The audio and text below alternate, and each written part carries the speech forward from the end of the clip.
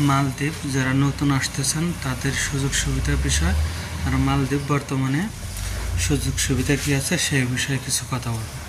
মালদ্বীপ যারা মূলত নতুন আসতে চাইতেছেন তাদের এখন মালদ্বীপ কী সুযোগ সুবিধা আছে আর মালদ্বীপ কী কী কাজ সেই বিষয়ে কিছু কথা বলব।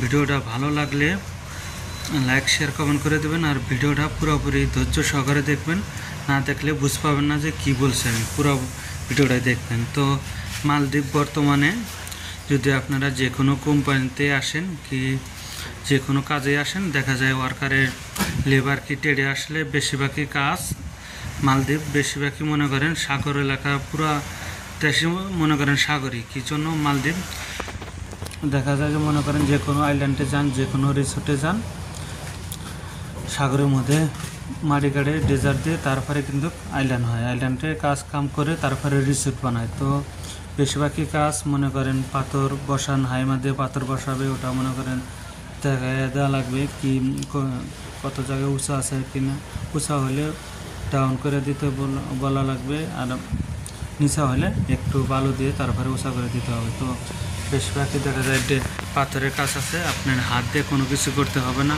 আবার দেখা যায় যে মনে করেন আপনি যদি হেল্পার হন, গাড়িতে গিরিজ করা লাগে, দেখা যায় যে আপনাদের একটা সাইডে আপনি যে ফোরম্যানের কাছে রয়েছেন, ফোরম্যান তার কাছে মনে করেন 2জন লোক রাখে, 3-4জন লোক রাখে, দেখা যায় তেল ভরে দেওয়া লাগে, গাড়িতে গিরিজ করে দেওয়া লাগে। দেখা যায় ড্রাইভাররা কোনো কিছু জিনিস লাগলে বললে এই করে দেওয়া লাগে। তো এই কোনো কাজও আছে। আবার দেখা যায় যে মনে করেন আপনি এই দেশে মনে করেন সাগরের সাইড দিয়ে জিও ট্যাক্স বলে, বাংলাদেশের যে সাদা কাপড় বানা বলে, ওই যে বাংলাদেশের যাদের নদী এলাকায় মোড়া যে কাপড় দিয়ে যাতে পান পানিতে মনে করেন সাগরের ঢেউয়ের যে স্রোত আছে ওটাই মনে করেন বালু যাতে পান ধোয়া না যায়, ওটা কাপড়টা দেওয়ার পরে মনে করেন পাথর বসায়। তো এগুলো কাজও আছে।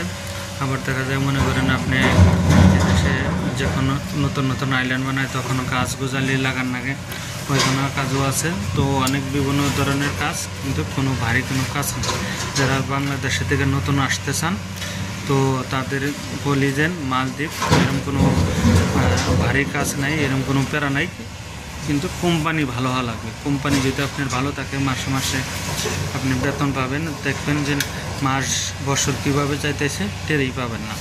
তো সেই জন্য আমি বলি আপনারা আসার আগে মূলত ভালো দালাল থেকে, ভালো এজেন্ট থেকে, যার কাছে যারে দিয়ে আসেন দেখে শুনে ভালোভাবে আসবেন। আসলে পরে মালদ্বীপ দেখা যায় যে কোনো কিছুই সমস্যা হবে না। আপনারা মাসে মাসে বেতন কি টেনশন নাই, কোনো নিয়ে গাড়ি ঘোড়াতে চড়া লাগবে না। তো মালদ্বীপ আপনারা ভালো বিষয় ভালো কোম্পানিতে আসতে পারেন, কোনো টেনশন নেই।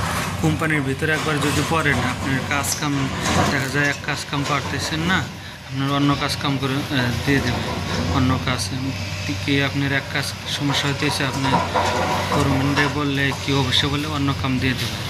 মালদ্বীপ যে তেমন একটা মনে করেন ভারী কাজ কিন্তু নাই, বেশিরভাগই নর্মাল কাজই বেশি হয়। এই জন্য গাড়ি ঘোড়ার কাজ মালদ্বীপ বেশি। তো মালদ্বীপ যে বাইরে আসতে চান নতুন, তো আপনারা আসবেন। আশা করি ভালো কোম্পানি থেকে আসলে আপনারা ভালো মালদ্বীপ কিন্তু ভালো স্যালারি, আর মনে করেন মালদ্বীপ বর্তমানে লেবারে ভালো টাকায় পাঠাইতেছে। কী জন্য যারা ভালো কোম্পানিতে পড়ছে, আমার মুখের কথা বিশ্বাস করা লাগবে না। আপনারা যদি আমার মুখের কথা বিশ্বাস না করেন, আপনাদের আপনজন, আমি জানি মালদ্বীপ সবারই আপনজন কম বেশি আছে, তাদের কাছে শুনে দেখেন মালদ্বীপ 5,000-এর নিচে কোনো বেসিক বেতন নেই, নর্মালি 5,000 টাকা বেসিক বেতন। তো পড়াই কোম্পানিতেই মনে করেন যদি বেসিক বেতন 5,000 হয়, দেখা যায় যে ওভারটাইম মিলিয়ে ভালো ইনকাম হয়, কি ভালো বেতন পাঠাতে পারে। তো মালদ্বীপ যারা আসতে চান, আমি মনে করি আসলে আপনাদের কোনো অসুবিধা হবে না। কী জন্য মালদ্বীপ কোম্পানি ভালো হলে আপনারা 40-50 হাজার টাকা পাঠান, কোনো ব্যাপার হবে না। এই জন্য আপনারা যদি টাকা রাখেন, আপনারা যদি খরচ খেলা কম করেন, আর যদি নিজেরা খরচ করেন, ওটা নিজেদের ব্যক্তিগত ব্যাপার, যত খরচ করবেন কেউ না করবে না। ওটা হলো পকেট খরচ, কি খরচটা হলো নিজের কাছে। 10 টাকা খরচ করেও চলতে পারবেন, আবার 10,000 খরচ করেও চলতে পারবেন।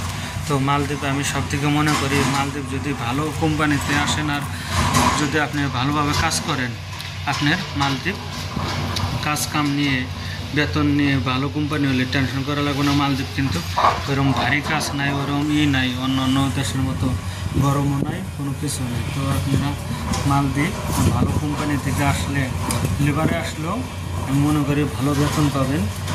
মাসে মাসে যদি 40,000 কি 50,000 করে টাকা পাঠান অন্য অন্য দেশের থেকে অনেক ভালো। কি জন্য অন্য অন্য দেশে দেখা যায় যে মনে করেন 5 লাখ 6 লাখ টাকা দিয়ে যাওয়ার পরে ভাই যদি আপনার ভিসা কি কোম্পানিতে না নেয় কি না হয়, দেখা যায় যে মনে করেন আপনি দেশে আসা লাগবে কি কোনো থাকার ব্যবস্থা নেই। মালদ্বীপ কিন্তু সেটা না।